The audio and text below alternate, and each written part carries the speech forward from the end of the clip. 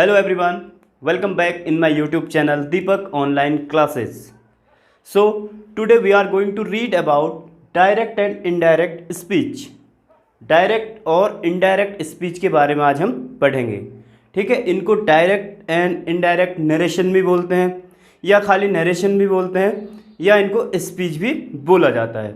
अब English language में direct और इनडायरेक्ट नरेशन होते क्या है, पहले इनको समझिए आप।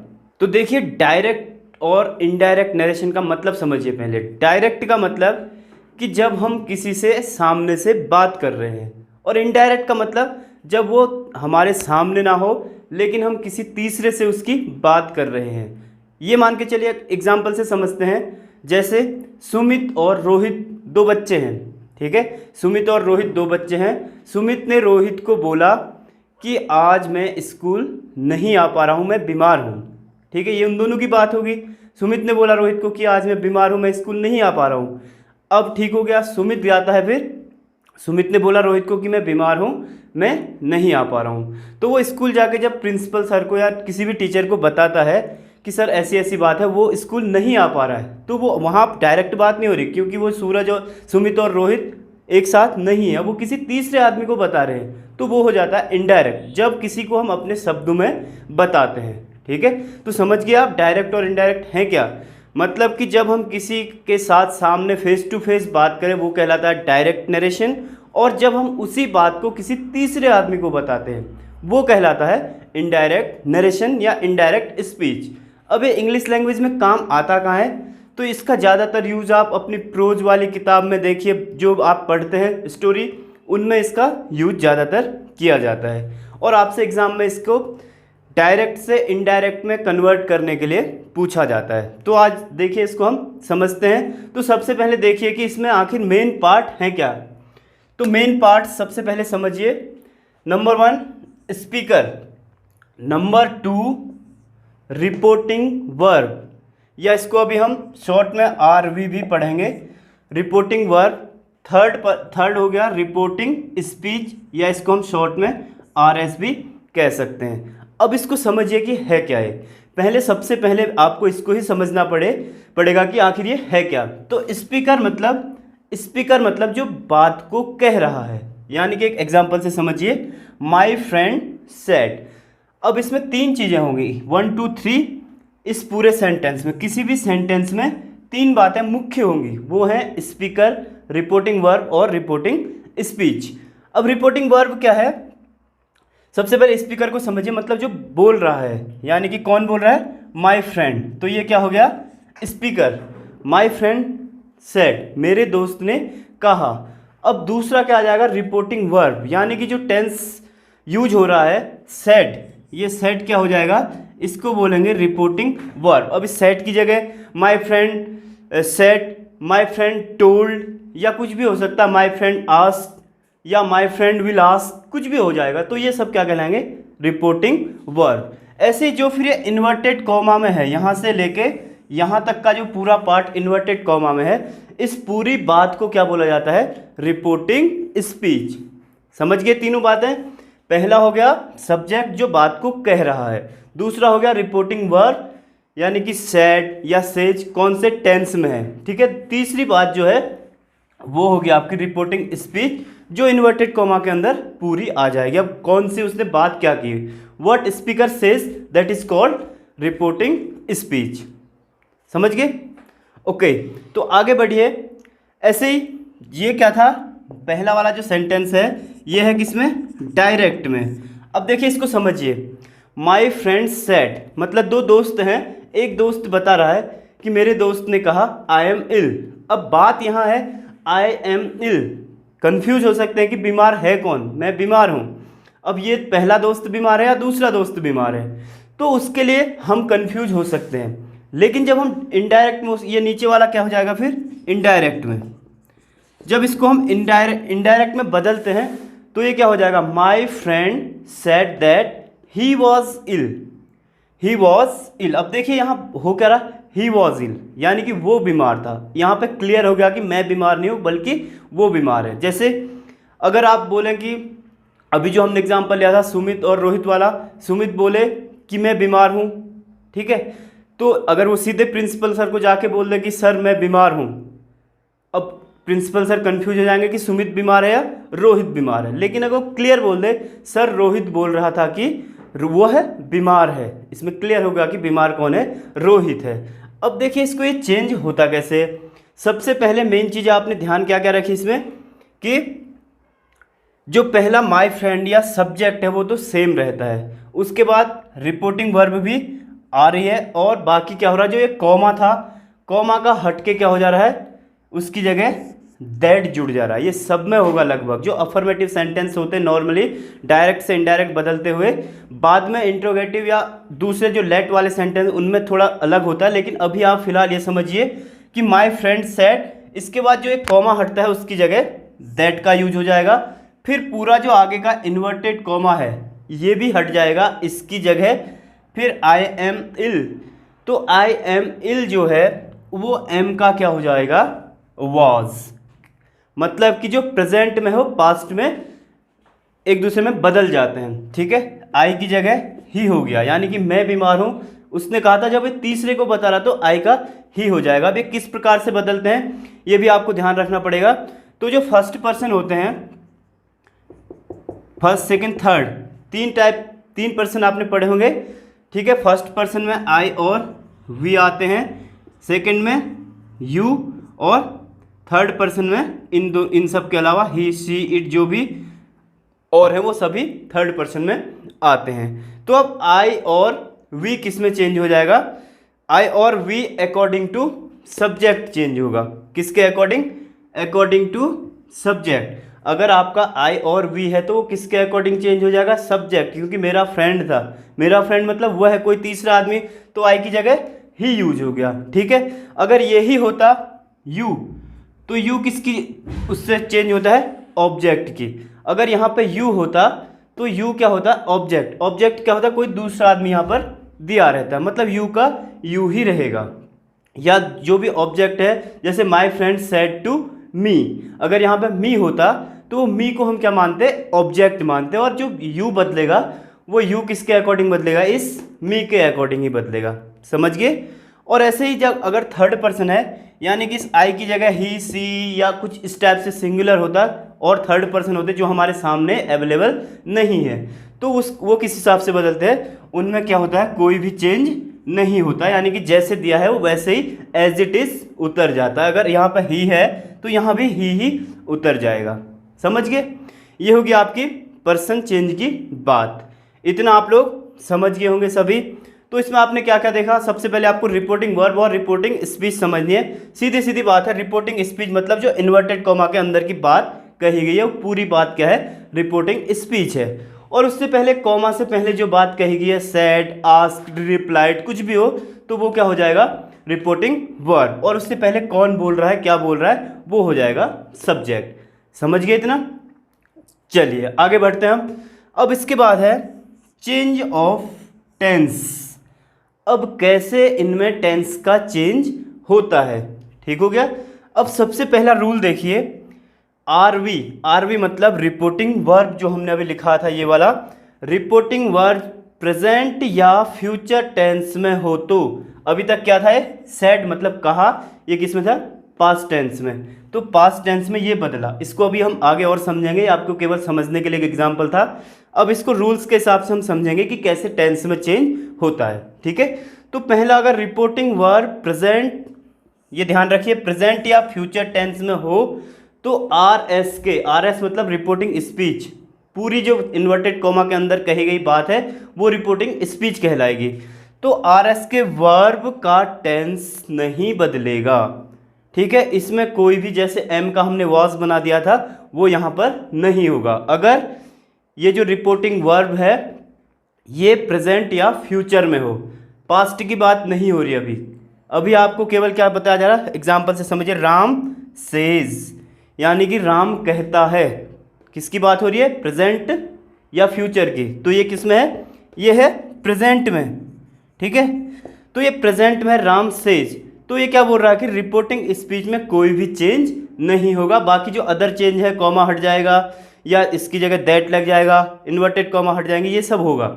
बस आपका रिपोर्टिंग स्पीच के अंदर की जो बात है उसका टेंस नहीं बदलेगा, मतलब इज एम आर का वॉज वर नहीं होगा। ठीक है, अब देखिए राम सेज इतना सेम रहा, उसके बाद कॉमा हटा, दैट जुड़ गया। Ram says that Hari is a good boy. देखिए अगर नॉर्मली हम पास्ट में देखें तो इज का क्या हो जाता, वॉज, यहाँ सेम इज का इज रहा। समझ गए, बिकॉज यहाँ लिखा है कि रिपोर्टिंग, अगर रिपोर्टिंग वर्ब प्रेजेंट या फ्यूचर में है तो उसका रिपोर्टिंग स्पीच नहीं बदलेगा, जो टेंस है। समझ गए। ऐसे दूसरा समझिए, ही विल से, मतलब कौन सा टेंस है, ही विल से, यह है फ्यूचर टेंस। तो ये भी आपको लिखा रखा कि फ्यूचर टेंस में हो तो भी आर एस का वर्ब का टेंस नहीं बदलेगा। तो इसके अंदर की जो बात है इन्वर्टेड कॉमा में यहाँ से लेके यहाँ तक की जो बात है वो पूरी एज इट इज उतर जाएगी, ज्यों की त्यों उतर जाएगी। समझ गए। देखिए ही विल से, कॉमा हटा, दैट जुड़ गया, Krishna is telling a lie, Krishna is telling a lie. ये बात किसकी हो गई, प्रेजेंट और फ्यूचर की। इतना आप समझ गए होंगे सभी लोग। प्रेजेंट या फ्यूचर का अगर रिपोर्टिंग वर्ब है प्रेजेंट टेंस में या फ्यूचर टेंस में, तो इनका जो स्पीच है उनका जो टेंस होगा वो बदलेगा नहीं, बस कॉमा हट के दैट जुड़ जाएगा, इन्वर्टेड कॉमा हट जाएगा, बाकी सेम उतर जाएगा। समझ गए इतना। तो इतनी चीज़ें आपकी समझ में आ गई होंगी। अब हम इसके बाद आगे बढ़ते हैं कि कैसे पास्ट टेंस में अगर हो तो उसका रिपोर्टिंग स्पीच चेंज होता है। ये बात दो टेंस की हो गई। अगर यहाँ पे प्रेजेंट या फ्यूचर में दिया हो तो कोई टेंस नहीं बदलेगा इधर स्पीच का, लेकिन बदलता किस में है, मेन पास्ट टेंस में। तो अब उसको एक चार्ट के द्वारा हम समझते हैं कि कौन सा पास्ट टेंस का कौन किस में चेंज हो जाता है, यानी कि कौन से रिपोर्टिंग स्पीच किस में चेंज हो जाती है जब रिपोर्टिंग वर्ब क्या हो, पास्ट टेंस में दी हो। ठीक है, आगे देखिए, आपने प्रेजेंट और फ्यूचर को देखा अभी कि उसमें अगर रिपोर्टिंग वर्ब प्रेजेंट या फ्यूचर में है तो उसका आरएस या रिपोर्टिंग स्पीच चेंज नहीं होगा, लेकिन पास्ट टेंस में बहुत सारी चीज़ें चेंज हो जाती हैं जो उसके अंदर पास्ट उसमें स्पीच में रहता है। रिपोर्टिंग स्पीच में अगर रहता है तो काफ़ी चीज़ें चेंज हो जाती है। उसके लिए आपको टेंस देखने पड़ेंगे कि कौन सा टेंस क्या यूज उसमें होता है। ठीक है, तो टेंस आपने सबने पढ़े हैं। देखिए इस चार्ट के द्वारा हम समझते हैं ये किसके लिए है, केवल जब हम पास्ट टेंस में रिपोर्टिंग स्पीच को कन्वर्ट करते हैं डायरेक्ट से इनडायरेक्ट में। ठीक है, तो अगर यहाँ पर ये लिखा है आपको बिफोर, ये है आफ्टर, मतलब बिफोर मतलब ये आपको दिया रहेगा यानी कि डायरेक्ट नरेशन आपको दिया रहेगा। आफ्टर यानी कि इसको आपको बदलना है किसमें, इनडायरेक्ट नरेशन में, इनडायरेक्ट स्पीच में।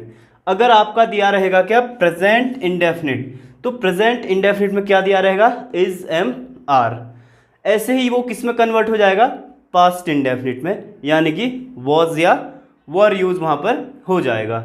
समझ गए, यानी कि सीधे सीधे प्रेजेंट इंडेफिनिट का पास्ट इंडेफिनिट बन जाएगा।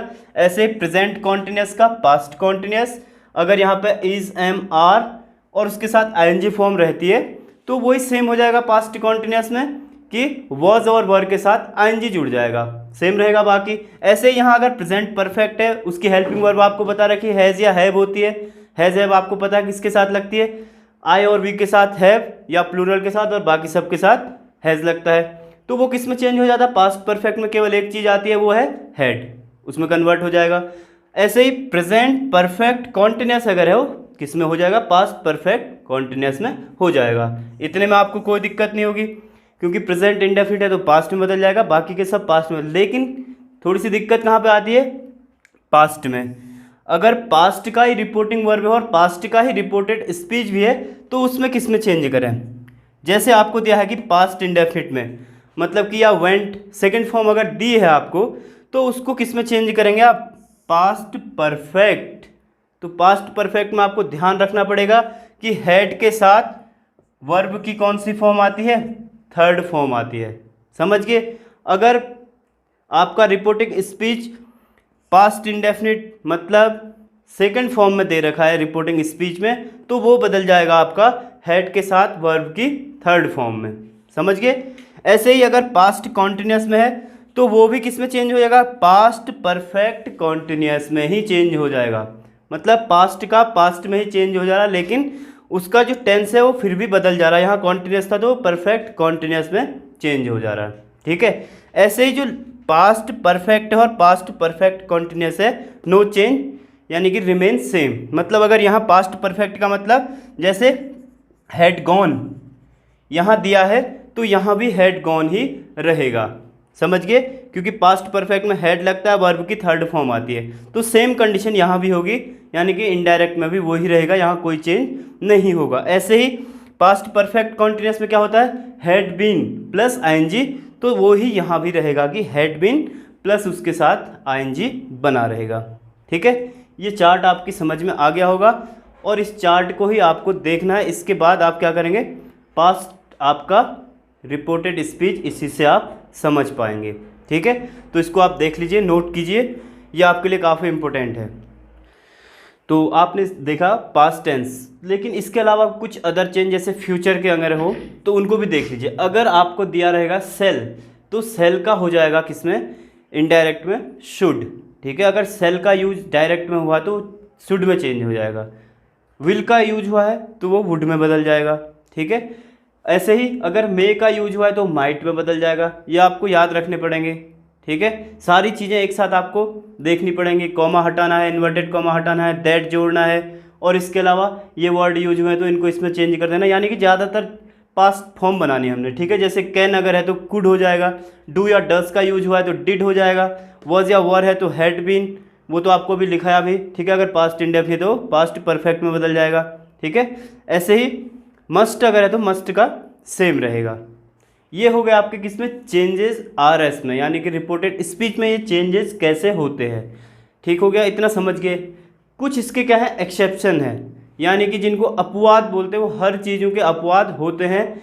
अपवाद का मतलब कि जो इन रूल्स को फॉलो नहीं करते हैं, मतलब इन रूल्स से थोड़ा हटके है, वो चीज़ें भी आपको ध्यान रखनी पड़ेंगी। अगर आपका एग्ज़ाम में इससे दे दिया तो आप रूल यहाँ का लगा दिया तो वो क्या हो जाएगा, गलत हो जाएगा। तो ये भी आपको देखने जरूरी है। ये क्या है, पहला एक्सेप्शन क्या है, वो है कि आर एस में यूनिवर्सल ट्रूथ हो तो टेंस में कोई भी चेंज नहीं होता है। यानी कि अगर रिपोर्टेड स्पीच में कोई ऐसी बात कही गई है जो क्या हो, यूनिवर्सल ट्रूथ। यूनिवर्सल ट्रूथ मतलब जिसको पूरी दुनिया जानती है या जिसको पूरी दुनिया झुठला नहीं सकती, मतलब वो चीज़ क्या है, फिक्स है, डेफिनेट है, उसको कोई नकार नहीं सकता, तो उसका चेंज नहीं होगा। जैसे he said honesty is the best policy, उसने क्या कहा कि honesty is the best policy, यानी कि प्रेजेंट में है। ऐसे नॉर्मली होता है, अगर रूल्स के हिसाब से देखें तो इसका क्या हो जाएगा, यहाँ वॉज हो जाएगा, लेकिन एक्सेप्शन है कि अपवाद यूनिवर्सल ट्रूथ है, वो ऑनेस्टी ईमानदारी सबसे अच्छी नीति है, तो वो ये तो है नहीं कि पास्ट में ही थी अब बदल गई है या फ्यूचर में नहीं रहेगी, वो अब भी है और आगे भी रहेगी।